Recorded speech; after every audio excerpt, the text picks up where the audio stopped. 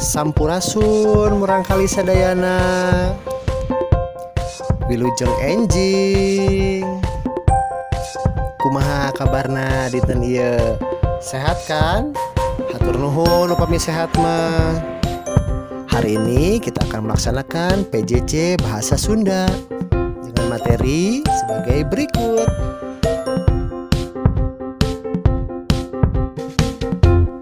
Tanda baca sangat penting dalam sebuah tulisan atau kalimat untuk menjelaskan isi atau maksud dari sebuah kalimat itu sendiri.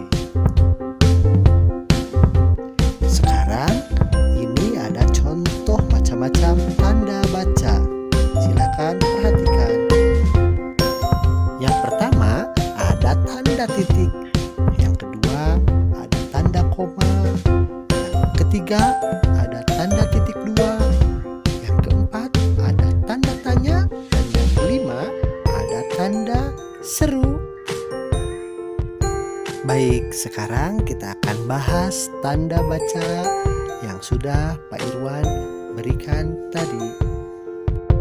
Yang pertama ada tanda pel atau titik. Ini digunakan di akhir kalimat, wawaran atau berita. Yang kedua digunakan dalam singkatan nama atau gelar. Dan yang terakhir memisahkan angka, jam, menit, ataupun detik. Yang kedua adalah tanda koma.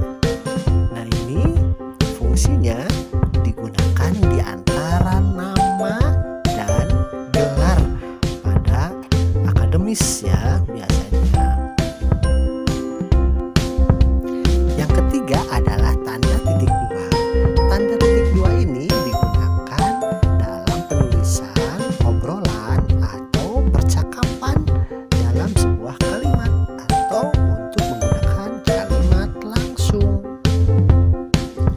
Yang keempat adalah tanda panalek atau tanda tanya.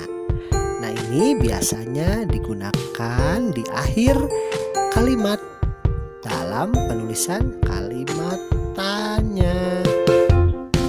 Nah, yang terakhir adalah tanda panjeluk atau tanda seru.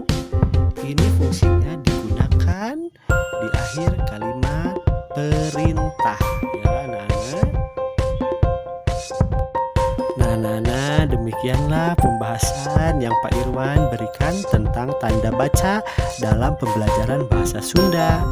Hari ini tidak ada tugas, tetapi silakan kalian pelajari materi dari video yang Pak Irwan berikan. Wilujeng enjing murangkali, hatur nuhun.